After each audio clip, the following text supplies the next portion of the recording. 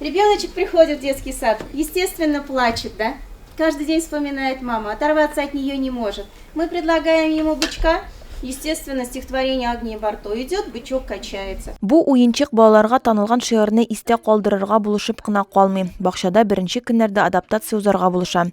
Бәләкәч балалар бакчасында мондый агач уенчыклар күп, чөнки алар мозаика паркы программасы буенча эшлиләр. 3нче ел инде федераль экспериментлык мәйданчыгы булып торалар. Развивает, готовит ребенка к школе. Обязательно развивается воспитательный процесс, формируется навык письма, моторику развивает ребенок, если он играет с пазлами, со шнуровками. Шнуровки очень хорошо влияют на логическое мышление детей. Ребенок запоминает, как рисовать вместе. Есть такой альбом «Рисуем вместе», где одновременно там выходят лидерские качества, выявляются, и дети учатся дружить вместе. Питрәш педагоглары эш тәҗрибәләре белән коллегалар белән дә уртаклашты. Балалар бакчасы базасында төбәк семинары үтте. Ачык дәресләр вакытында питрәшчеләр мозаика паркы программасының мөмкинлекләре турында сөйләделәр.